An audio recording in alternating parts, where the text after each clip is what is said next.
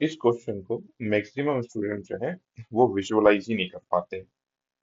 सबसे पहले आप ये समझिए कि ये एक सर्कुलर डिस्क है जिसमें हमने एक ग्रूव बनाया हुआ है बीच में, मतलब वहां पर एक पार्टिकल जो है वो मूव कर सकता है। और इसके बीच में हमने एक 1 kg का पार्टिकल को रख दिया। Coefficient of friction between block and all the surface, ये जो भी ब्लॉक है और बाकी जो भी सरफेसेस हैं उनके बीच में कोएफिशिएंट ऑफ फ्रिक्शन जो है वो 2/5 या 0.4 दिया हुआ है।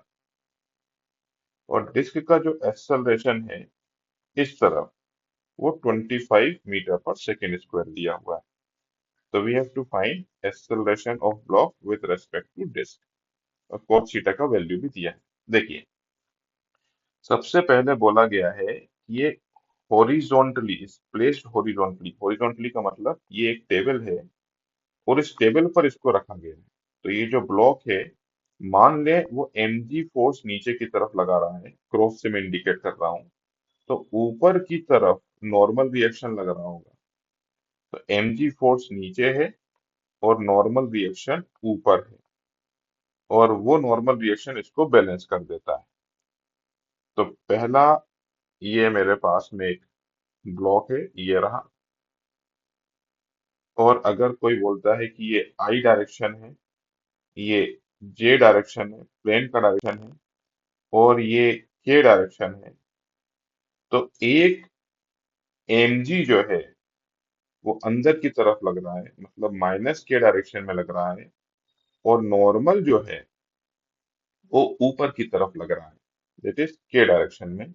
और ये नॉर्मल जो है वो mg के बराबर है। मैं इसको n1 बोल देता हूँ। तो n1 जो है वो mg के बराबर हो गया। अब ये ब्लॉक, ये जो ग्रूव है, इसको मैं थोड़ा सा वाइड बता रहा हूँ। ग्रूव इतना वाइड है नहीं, बट अपने को समझ में अच्छे से आए इसीलिए मैंने इसको वाइड बनाया है। अब आप देखिए कि हमने क्या करा है, इसको इधर एक्सेलरेट करवाया है। अगर मैंने इसको इधर एक्सेलरेट करवाया है तो मुझे सूडो फोर्स इधर लगाना पड़ेगा। मतलब यहाँ पर एक ऑब्जर्वर खड़ा कर दिया जो इसी सिस्टम के साथ में मूव कर रहा है। उसको ये जैसा दिखाई दे रहा है, उसके लिए इसको एक सूडो फोर्स लगाना पड़ेगा। तो सूडो फोर्स वो इस तरफ लगाएगा, एक्सेलरेशन इस तरफ है तो सूडो फोर्स इस तरफ लगाएगा। तो सूडो फोर्स इस तरफ लगाया गया, और उसकी वैल्यू होगी मास इनटू एक्सेलरेशन, और एक्सेलरेशन हमको पता है, it is 25 metre per second square. और ये एंगल जो है वो थीटा दिया हुआ है, तो ऑब्वियसली ये एंगल भी थीटा होगा।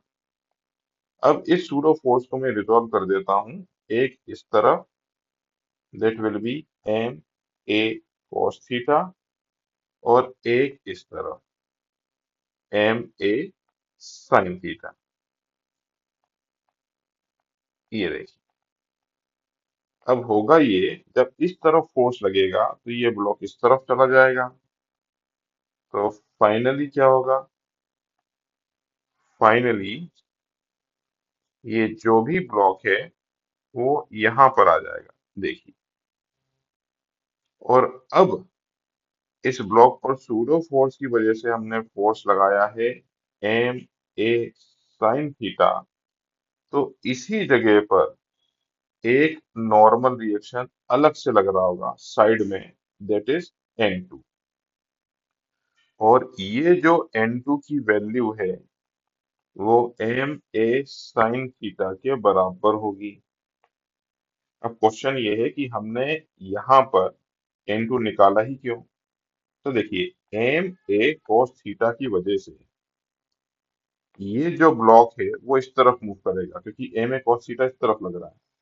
और जब ये इस तरफ मूव करेगा तो एक फ्रिक्शन फोर्स इसके साइड में भी लगेगा, और एक फ्रिक्शन फोर्स इसके बॉटम पर भी लगेगा। बॉटम वाला फ्रिक्शन फोर्स n1 डिसाइड करेगा, और साइड वाला फ्रिक्शन फोर्स n2 डिसाइड करेगा। मतलब मैंने फोर्स लगाया है एम ए cos थीटा, जिसमें से जो भी दोनों सरफेसेस हैं, जैसे ग्राउंड, सबके लिए कोएफिशिएंट ऑफ फ्रिक्शन जो है वो 2/5 दिया हुआ है। ठीक। तो ग्राउंड जो सरफेस जो दिख रहा है बॉटम ऑफ दैट ब्लॉक, वो म्यू इनटू नॉर्मल, वहां पर नॉर्मल लिखूंगा मैं mg, माइनस यहां पर नॉर्मल मेरे को n2 लिखना पड़ेगा। ये साइड से लग रहा है और एक बॉटम से लग रहा है, एक बॉटम पर लग रहा है। ये देखिए, अगर मैं इसको ऐसा बनाने की कोशिश करूं तो एक साइड पर लग रहा है, यहाँ पर n2 लग रहा है, और एक जो है इस फेस के जस्ट नीचे जो फेस होगा, ये तो टॉप मोस्ट हो गया, इस फेस के जस्ट नीचे जो फेस होगा यहाँ पर, नीचे वाला फेस, उस पर n1 लग रहा होगा। तो यहाँ पर मैंने म्यू n1 लिख दिया, क्योंकि स्लिपिंग हो रही है, फ्रिक्शन फोर्स का मैक्सिमम वैल्यू। तो फिर से म्यू का वैल्यू मैंने लिखा 2/5, और यहाँ पर नॉर्मल जो हो गया वो हो गया ma sin theta. So this should be equal to mass into acceleration, और ये रिलेटिव एक्सेलरेशन है। ये रिलेटिव एक्सेलरेशन क्यों है? क्योंकि ये जो एक्सेलरेशन है, ये जो इक्वेशन है, ये इक्वेशन ये आदमी लिख रहा है, उसको ये ब्लॉक ऐसा जाता हुआ दिखाई देगा। क्या ये ऐसा जा रहा है? नहीं, ये ऐसा नहीं जा रहा है, लेकिन ऐसा जाता हुआ उसको दिखाई देगा। और क्योंकि ये खुद एक्सेलरेटेड है, इसीलिए इसने यहाँ पर एक सूडो फोर्स भी लगा दिया है। तो अब हम इसको सॉल्व कर लेते हैं। तो इस इक्वेशंस में मैं सारी वैल्यूज पुट कर देता हूँ, तो मुझको रिलेटिव एक्सेलरेशन मिल जाएगा। एक्सेलरेशन है 25, cos थीटा का वैल्यू दिया हुआ है 4/5 माइनस 2/5, और g का वैल्यू है 10 माइनस 2/5, एक्सेलरेशन 25, और साइन थीटा का वैल्यू दिया हुआ है 3/5 इज इक्वल टू AR।